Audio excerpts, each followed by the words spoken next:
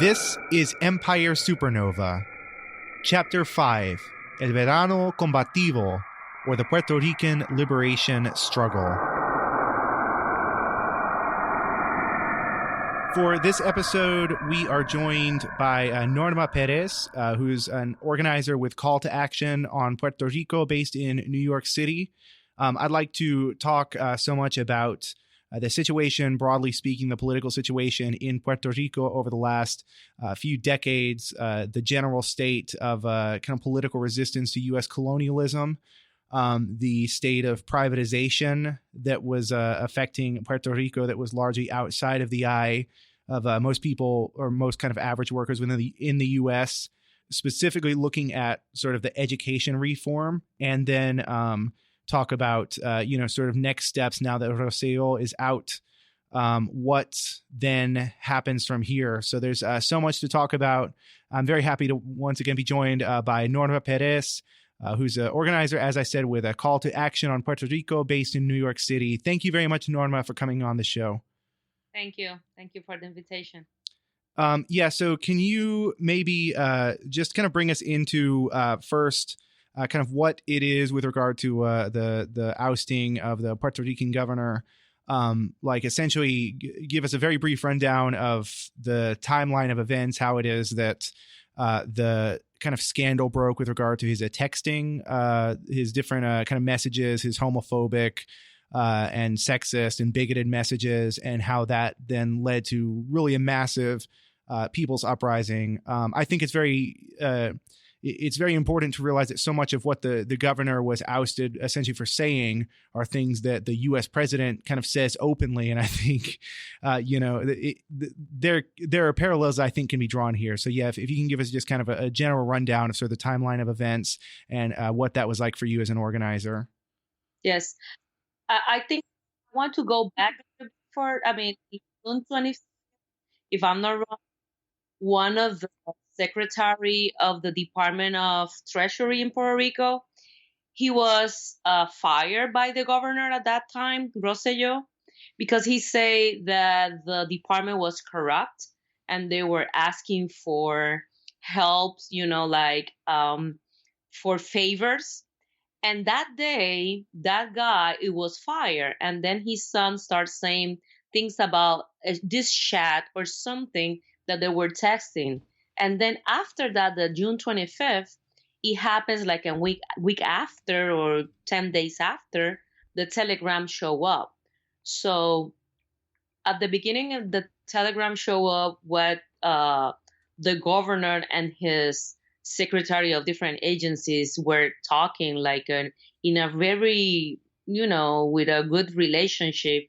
Like it sounds like they were friends instead of I'm the boss, the governor, and you are the secretary, And they started talking about misogynist comments about one of the mayors in San Juan, the mayor of San Juan, another politician. Then after that, messages that they were on the news, on Saturday, I don't remember exactly the day, another group, a nonprofit organization called Centro de Periodismo Investigativo, they shows to the people of Puerto Rico the 889 pages of the telegram. So everybody was very upset about the misogynist comments and homophobic, anti-fat people, obese people, all of that. But when you go deep on the messages and when you go deep on what they wrote each other and their comments, it's more like a conspiracy. It's more a corruption. So if you go deep, it's like the situation is larger. It's just the government deciding what to say, deciding which newspapers, radio stations to say. So it was like, for me, it was very sad to hear about everything like misogynist and homophobic and anti-obese and anti-poor people. But then when you look further and you read it and you go deep and a lot of people, different people with different perspectives, see what they did. It was so, uh, no, it's more than sad. You know what I mean? Like, it's just the corruption was showing up. And then I think people in the island and here in New York and the United States, they were very sad that after the hurricane, we were working very hard to get sources for our people, to get water, to get food, to get everything that electrical plants, lights, everything that we were looking for. We were crazy. We were, without knowing what's going on with our family, we were trying to help our communities. And these people decide to keep the sources, or the resources that we work very hard to get it and send it to Puerto Rico. So I think that was the point of the iceberg. I think the iceberg is vast, is huge, but after 2 years of Hurricane Maria, that was like, that's it. We're done. This is something that we have to do something about it. This is not that this governor without experience, this governor that is young, this governor that he tried to do his best after the hurricane. After this chat, they show up the reality of the government in Puerto Rico. So very similar what's going on here too, but it's just it was depressing for the people that lose their family, people who die, etc. And so, it sounds like what you're saying there is that on top of kind of the more obvious things we're hearing about with regard to the homophobia, the just general sort of bigotry and chauvinism. There was and the complete lack of regard for human life after the hurricane. On top of that, then the exposition, of course, of all the corruption was really the thing that it's not just sort of a personal kind of personal distaste. It's not just about. I mean, it's both, of course, because you can't really separate these things, but it's both about the kind of like personal conduct that is going on behind the scenes. But then, of course, it's about the fact that essentially the government, in so many ways, large factions within the government were essentially kind of conspiring, to undercut what needed to be done in terms of a relief for Puerto Rico. Can you maybe talk about some of the more kind of economic and social structures that are kind of being undercut by this corruption? Like what essentially have the effects of kind of what we can understand to be U.S. neocolonialism? How has this generally affected Puerto Rico? I mean, since 2015, we are fighting against the law Promesa.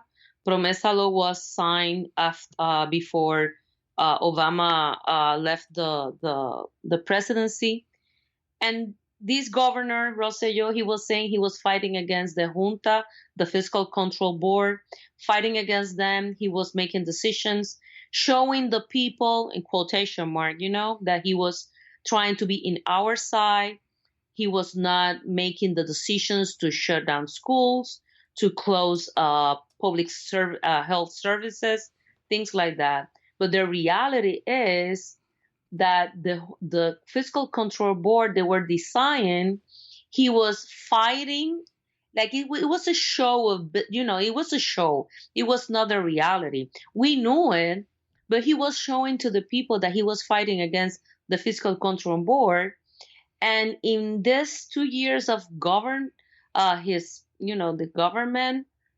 more than 400 schools were shut down. Before the chat was released, we had this Secretary of Education that right now she has federal charges.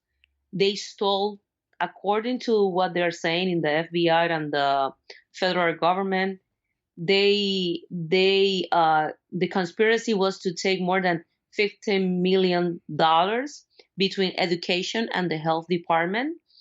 Those are the departments that we get more federal funding.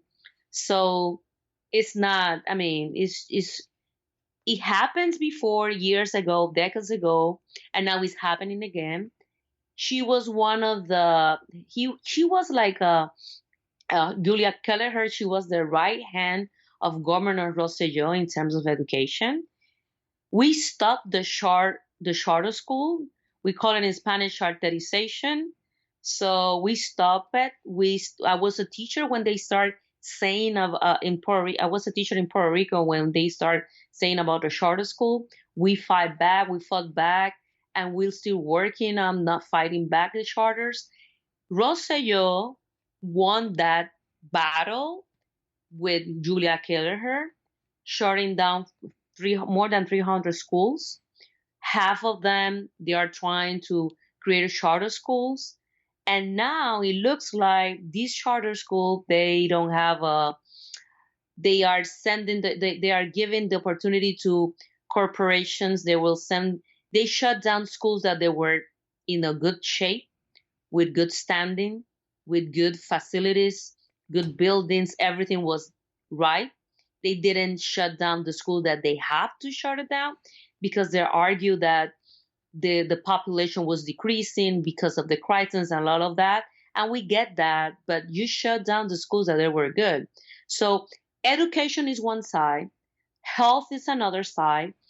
Um, they decide which insurance to get over the universal plan healthcare that we have in the island, and that was part of the corruption that he was stepping out saying, I'm not part of that situation.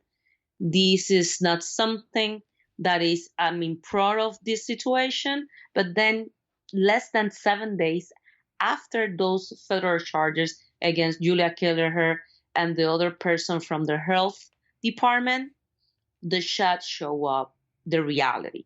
So they were like saying messages or texting messages that let's talk about the schools that we're closing.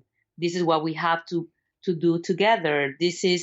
We have to feed the news what we want.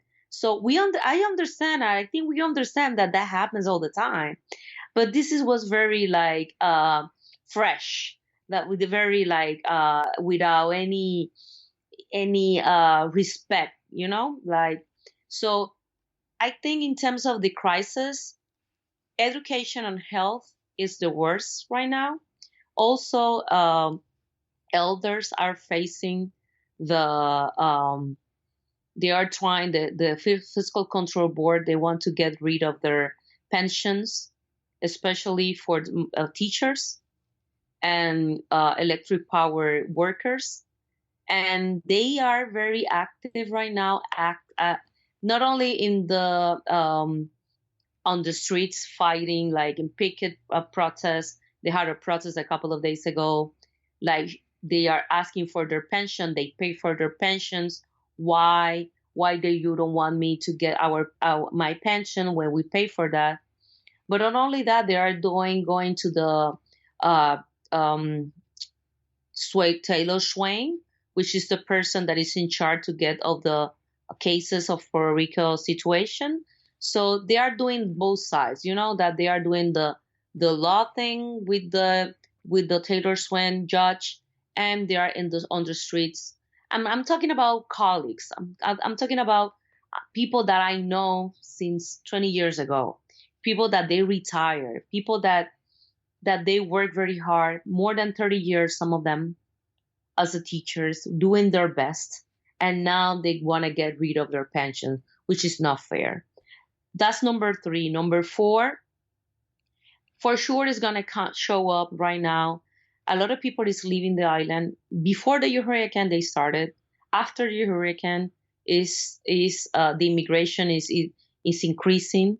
No jobs for young people. No, the houses are closed. People have to pay their house now. They are living in the United States, and now they have to pay the mortgage in the island. So you cannot figure out how to do both. So we have now the crisis of housing, and that's the crisis that I think in the news they are not saying it, but it's going to show up. So then what's going on is a lot of people from outside Puerto Rico, people who has the money and getting those houses and apartments for their own benefit and not for the people who needs in the island. So I will say that in terms of the crisis, education, health, the elders' pensions, the pension, and now the housing situation is getting worse. I can add more because we are a colony and we know that, and people, we can add like leyes de cabotaje, which is the laws related with the products that we're getting from United States. We have to use the naval boats from the United States, and the products in the island are more expensive. That's something else. That's on the top. Again, more about what's going on in the island. But health and education for me is the priority. And we have a population that is getting old because the young people is leaving the island. The education's high. The University of Puerto Rico, they shut down the funding for the university on the name of Pedro Rosselló and the Fiscal Control Board.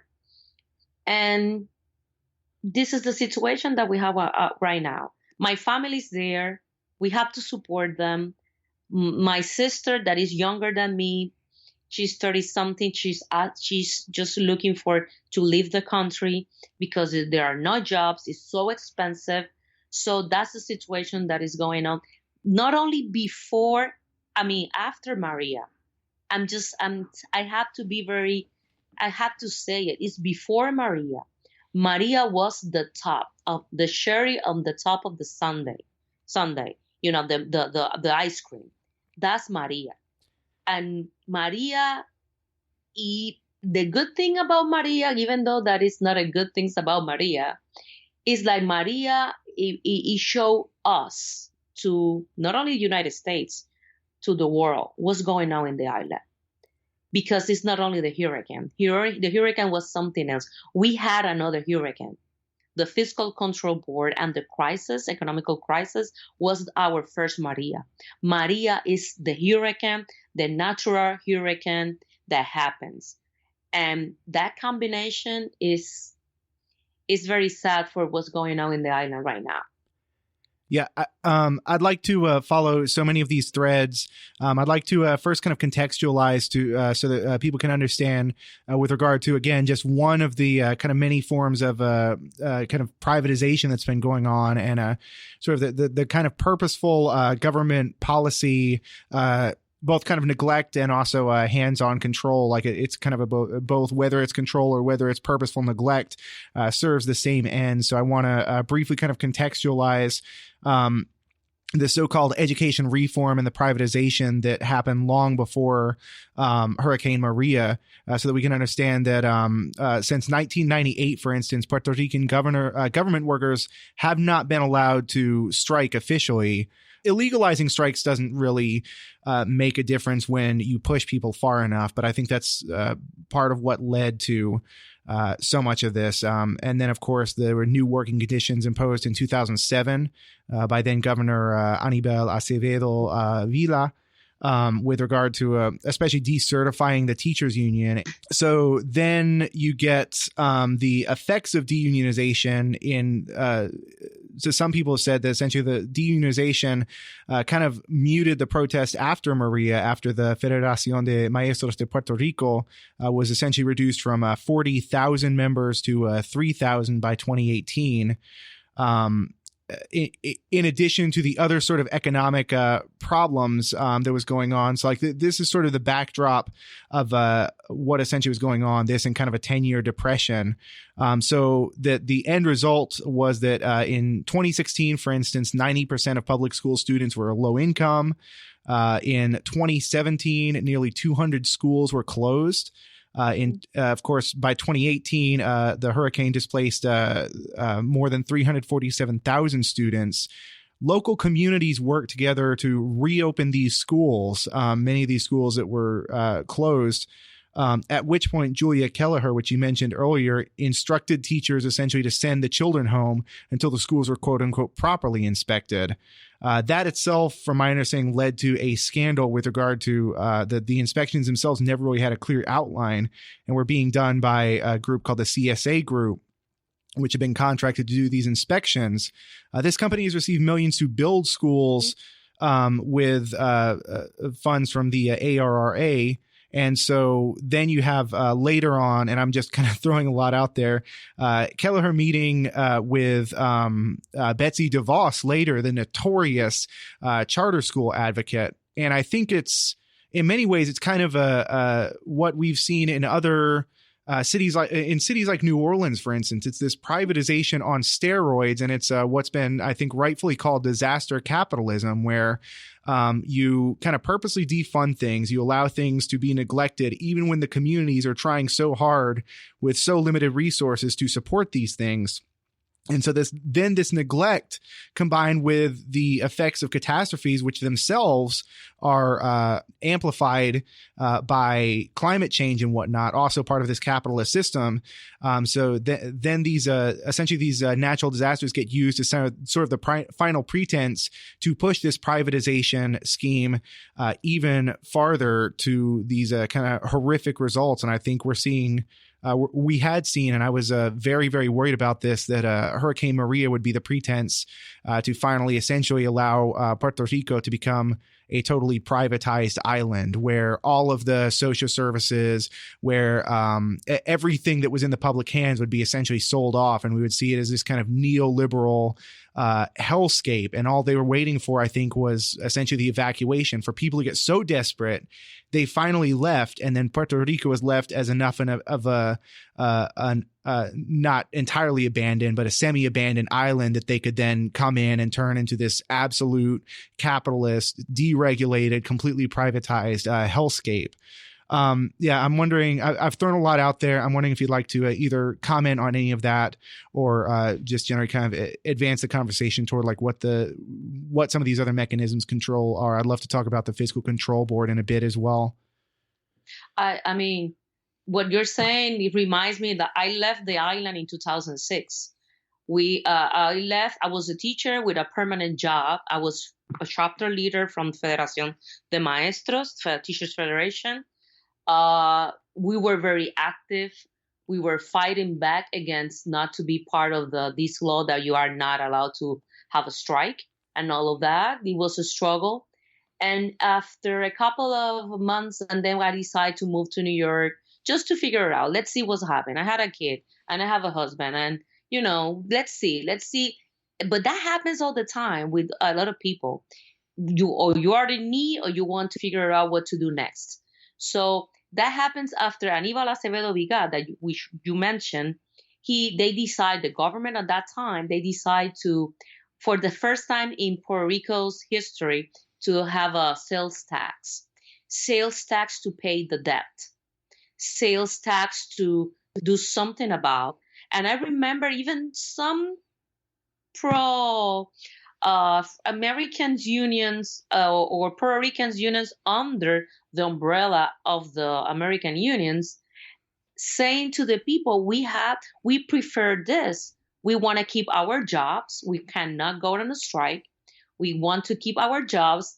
The tax is better than nothing. And that was a fight. And we have a discussion about it. So I moved here. We did like a support committee, FMPR support committee, because they were on strike without, the government approval because of the law. All my colleagues were out, and we were supporting from here in New York City, from people from California, people from different places in United States, trying to helping the teachers in the island that they were on strike. So from 40,000 comrades in the union, of course, right now we have 3,000.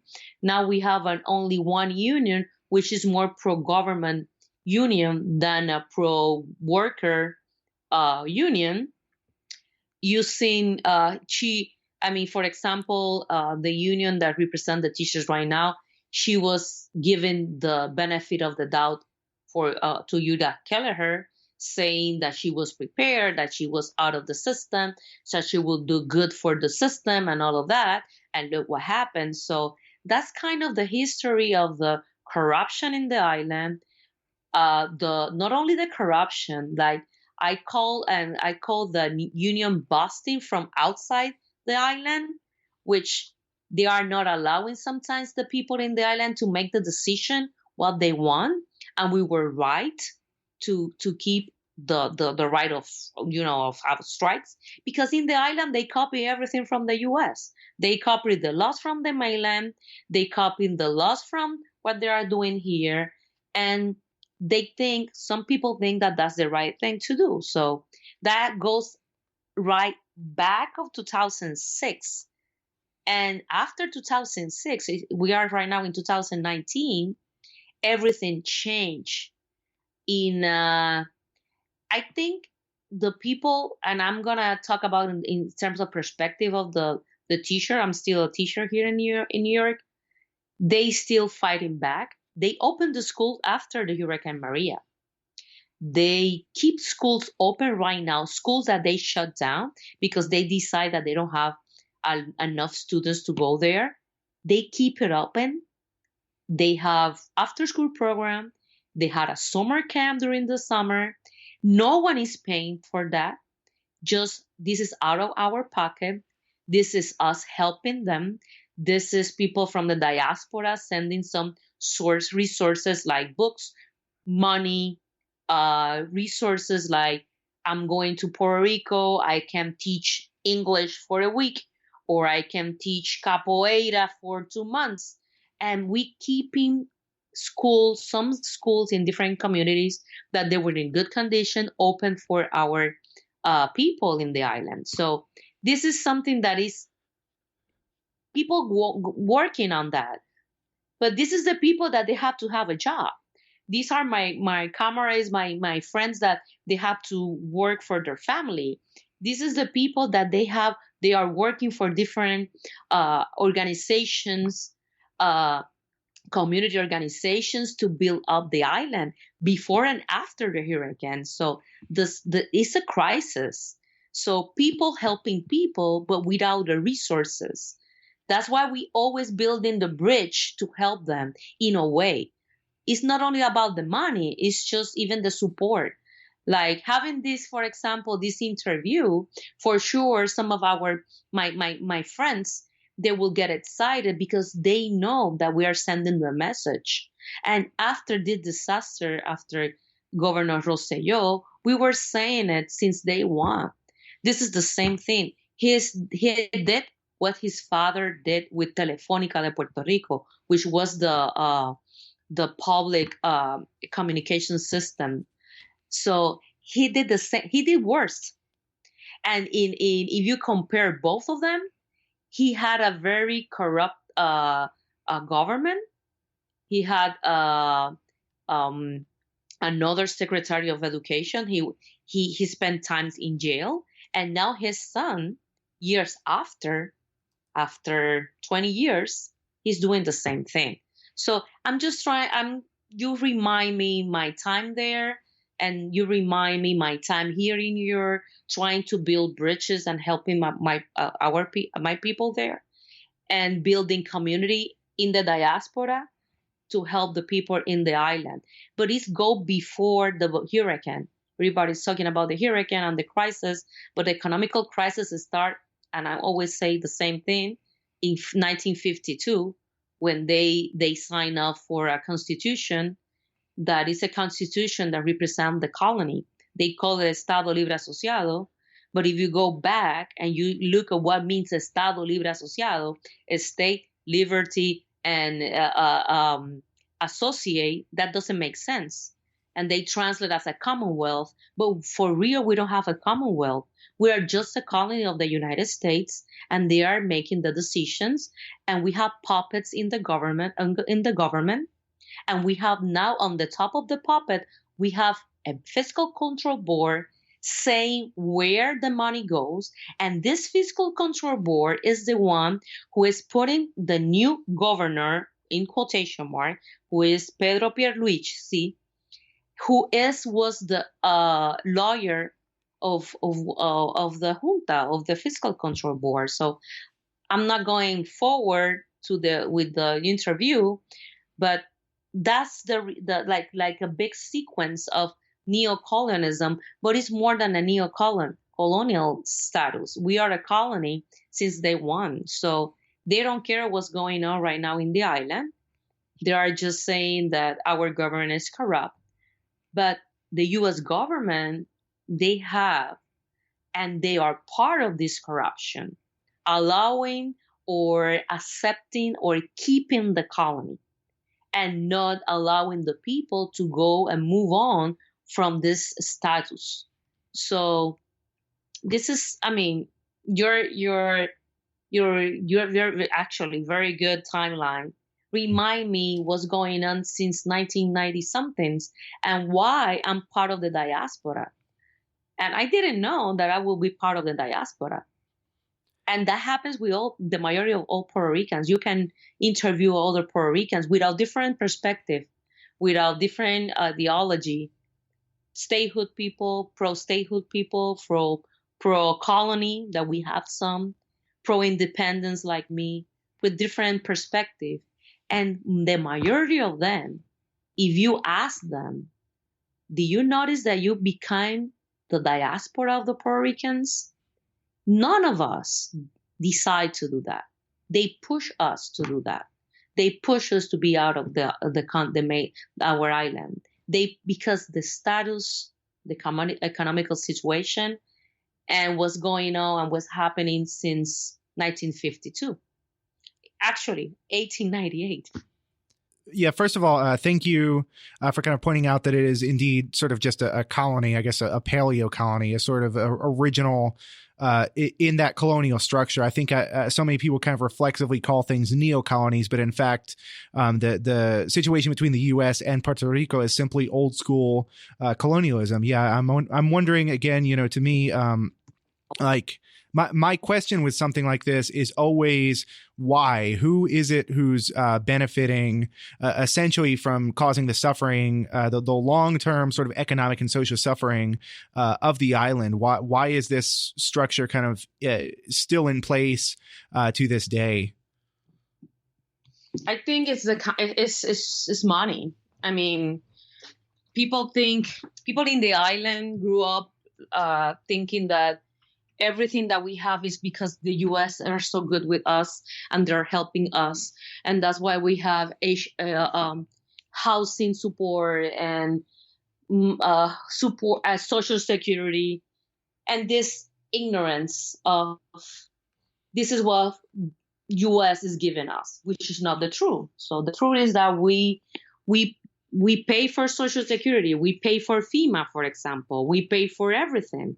So they are taking advantage, and the local government is taking advantage of that too. Even though that they are asking for go and ask for be the statehood or the independence, the reality, the statehood people and the Partido Popular Democrático, which is the party that asked for to keep the status that we have right now, both of them, they want to keep it the same way. They are taking the benefit of the money, federal government. They are taking the benefit of having this relationship with people outside the island. They are just playing to be, politicians. And the money that goes from the U.S. to Puerto Rico, who is taking that money? Corporations. We have Walmart and we have all the multinationals company. They don't pay taxes the same way that we pay taxes. For example, right now we have late 22. If you go there and you buy a house, you are just going to pay 4% of taxes. My mom, my sister, my family, they pay more than 35% of taxes. That's not fair. So you have rich people buying my house, buying our houses. The market drop the prices of their houses and apartment in San Juan. And let's say San Juan, because people wants to go to San Juan, to El Condado, to Old San Juan, the nice places, the tourists are there to have an apartment, and you have an Airbnb or, this type of commercial things that we have right now. They are paying 4%, only 4% of taxes. My family pay 30% or more of taxes. That's not fair. Rich people going there to take advantage. They are buying Rincon, Aguadilla. You go to the west coast of Puerto Rico, which is beautiful. You go to Isabela. You don't feel that you're in Puerto Rico. A lot of people from outside is living there already. You don't speak Spanish sometimes in Aguadilla. I was impressed the last time that I went, and I was like, what the heck? I'm not in Puerto Rico. I'm in another country. We speak Spanish the majority of the time. And if you go to Puerto Rico and you know people from the island, you know that even though that English is another language that they teach in schools, Spanish is the language that we prefer. That's our native language. So if you go to the West Coast already, it's already done. Who has the power to buy more than one house? Who has the power to do constructions that they are very expensive? Not the native, not the people from the island, people from outside. So I feel that that's the benefit that they are taking from us. Pharmaceuticals, they shut down the pharmaceuticals after 936. We have something called 936 that they exempt the pharmaceuticals to pay taxes. In 19, don't remember right now exactly the date, they shut down the program. The pharmaceuticals left the island. We still have some of the pharmaceuticals. I remember people very proud to be part of the Viagra era. We were working on that on the island, on the north part of the island. We have pharmaceuticals doing Viagra, Tylenol, things like that. We have the people working on that. We have the people with the education from Maya West, from different part of the University of Puerto Rico, different colleges from the University of Puerto Rico working on that.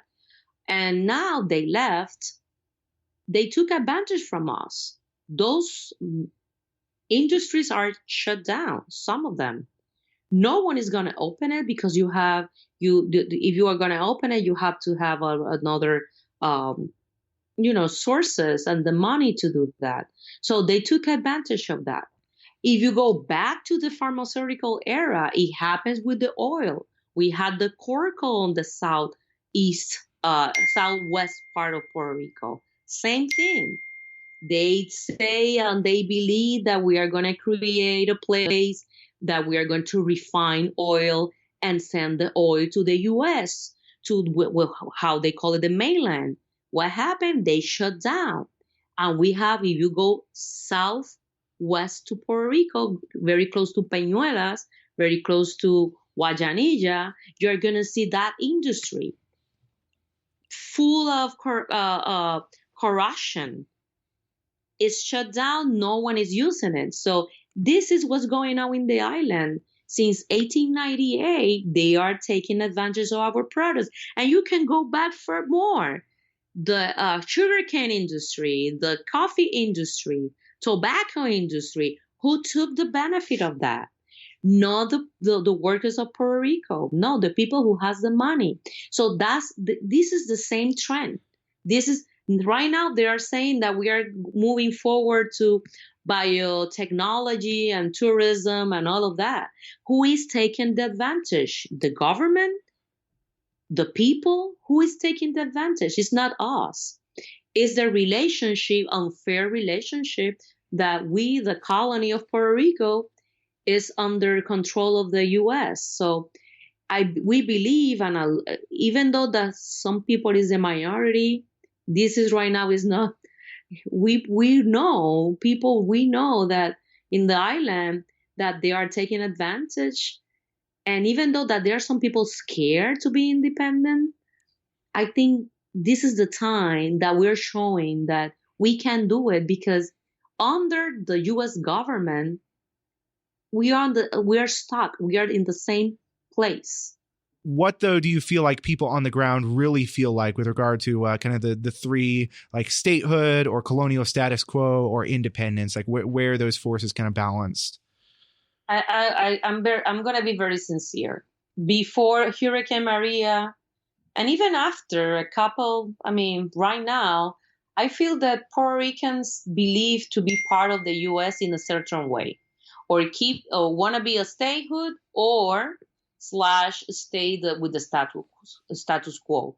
However, after the hurricane, after this independent way that they figure out how to manage the crisis, I feel that a lot of people are empowered.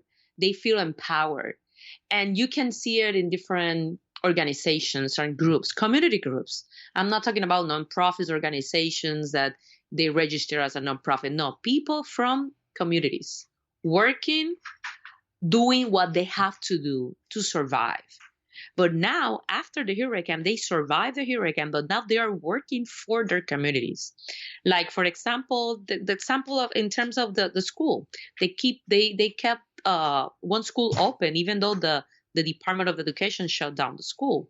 So providing food, providing water, providing education, providing tutoring, for example, for students, providing we have organizations that they call comedores sociales, for example, that we are their public places to people can go and eat. Some of them you just pay 50 cents or $1, and if you don't have money, you can eat. And if you have a can of beans, you just bring the can of beans, because next year they are going to use it. And then you go to my town, Caguas, for example. The Caguas town is like, looks like a phantom place. Like no one is there, no stores, nothing. But you have a group of young people working on places. They paint the places to, kind of, it looks better if they are not look old. So let's put some colorful paints. Let's do open nights every Friday. Let's do some gardening, that you can take the food that we are doing, we are growing in the garden. So this is the type of empowerment that people are doing right now, especially after the hurricane. So I feel, and this is something that I ask people that they are not pro-independence like myself, because I'm pro-independence, that now they are saying, yes, we can do it. They don't help us after the hurricane. We were like just helping each other. We were not talking about politics. We were not talking about if you are pro statehood or pro status quo. We were just helping each other. And we knew that even as a community, we had assemblies, we decide what to do. And I think that change, people is scared. People is very scared of not having money, people leaving. Half of the Puerto Ricans family, I will say that 75% they're out of the country, out of the island, and most of them live out in the U.S. or in Spain or different countries outside the island. But we are always taking care of them in a way. It's not only about money. It's just taking care of what's going on in the island. And you can see that after the telegram, and have to go back to the telegram, how many demonstrations we did, not in the island, outside the island, Barcelona, Switzerland, even in Japan. I have friends in Germany that they call people that they were Puerto Ricans or people related to Puerto Ricans, or people that believe that we have to help to fire Rosselló. They were doing protests. So this is the type of help and change of mind that we are growing. And as I say, I'm very sincere. I don't think the majority of the Puerto Ricans believe that the island can be independent. However, after the hurricane, I think that changed. And now, after this situation with Rosselló, when you have a march of more than, well, they say that they have more than 500,000 people out marching against the government. And we still have people right now outside marching, not in the same proportion, but you have people there fighting back the new governor that represents the same thing and is even the worst because he was the lawyer of the fiscal control board people.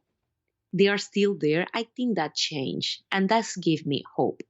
But it's a lot of work to do because after the hurricane, they are taking advantage from us. A lot of federal funding is going there. Federal funding is going to organizations, nonprofits, non-nonprofits, to help people in need. That scares me because this is a way of manage the situation there and taking control of the situation that happened in Katrina. If you go back to New Orleans, what happened after Katrina? No school. They privatized all the school. No unions for teacher. A lot of union nonprofit organizations go there with a good faith to help.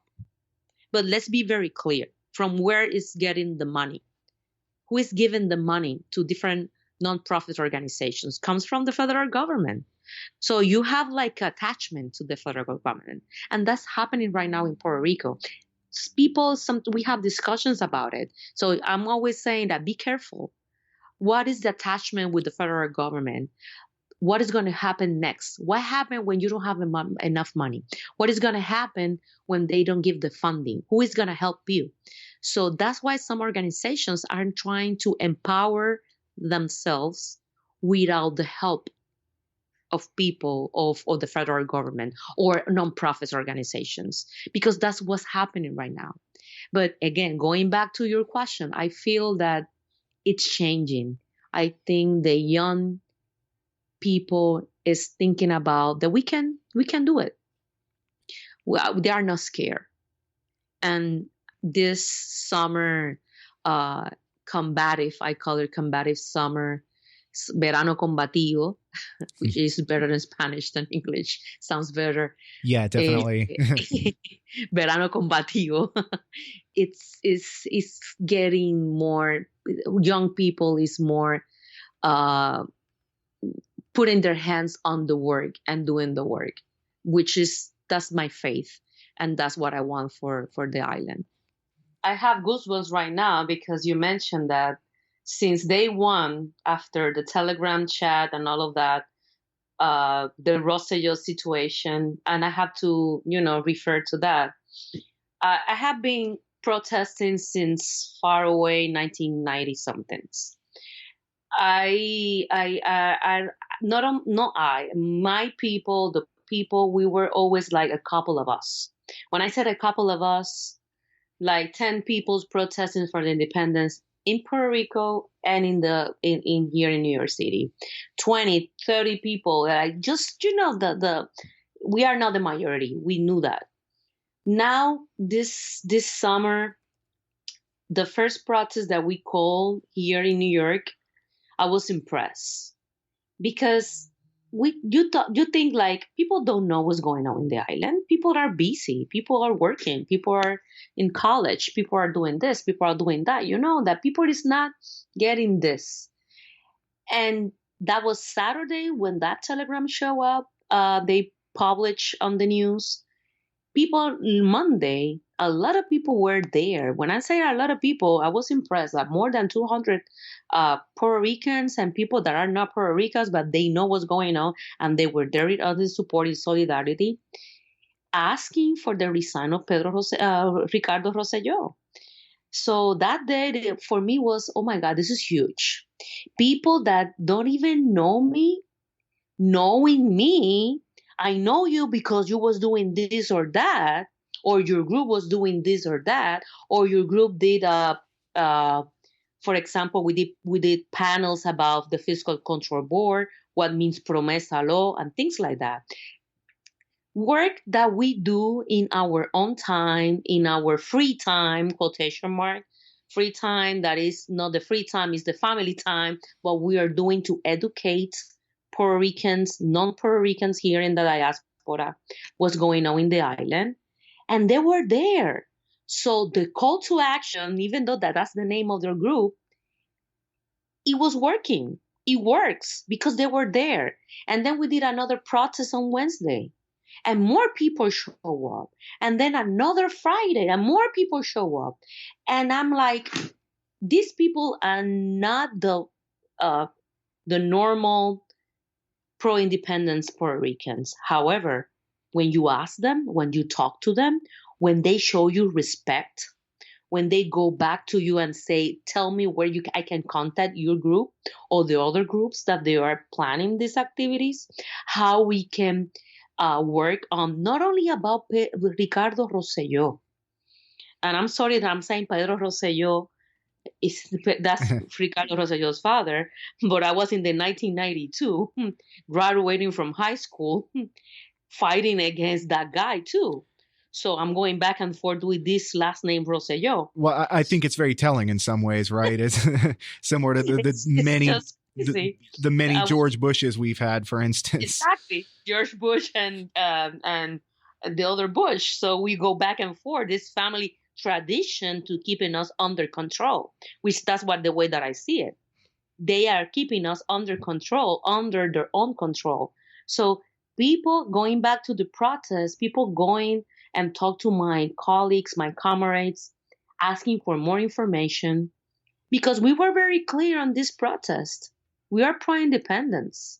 This is not only about Ricardo Rosselló to resign. And this is very important to say it out loud. When we create, and the people in the island create, the chants that say, Ricky renuncia, Ricky resign, y llévate a la junta, and take the junta with you, and take the fiscal control board with you, the message is clear. We don't want you, and we don't want you, the U.S. government. We don't want you, and we don't want the U.S. government. Because people know that the U.S., the fiscal control board represents the U.S. And if it represents the U.S., represents the relationship between the Puerto Ricans and the U.S. government, which is we are the colony. So that chant, we say it more than once, not only in New York City or in Atlanta or Boston, and Texas, for example. I know cameras that they did it in Texas, California. We use the same chant because it represents that we don't want the fiscal control board that represents the colony situation. So I'm very, I have hope. I'm not the most optimistic person. I'm very sincere with that too. I'm not saying I'm negative. I think that we have to move a little bit more. We have to educate more in a short period of time. We don't want Pierluisi, which is the new quotation mark government. We don't want the system that we have. I feel that some people, they say, okay, we had enough with Rosselló. Let's give the opportunity with the new guy or the new woman or whoever is coming. But we have to step forward and show them that this is not only about Ricardo Rosselló. This is more than Ricardo Rosselló. Little by little, we're winning the fight. I think social media helps a lot in terms of sending the message. We have a lot of comrades that they are, I feel that some of them, they don't go to a picket line or they don't do a chant, but they are working on the web page, doing the job that I don't know how to do, but they do it. That's their job. That's great. Those are the ones that remind us what happened in those 889 pages of the Telegram. Sometimes I just open my social media networks and I see messages from, wow, they say this, and you get mad, and then you share, and you get people that they don't even know, or they were not in they don't believe in your political views, sharing what you're sharing, because what they wrote, it was so bad that they get mad and they are not happy with what's going on. So this is just a fight that we have to do it in different ways. We have to go in the streets. We have to do the law part. We have to do the media part. We have to do interviews. And I appreciate the interview and your concerns and you're interested in what's going on in the island. But we have to send the right message. We have to send the message. These people that they have the power, they have the media. They know what to say.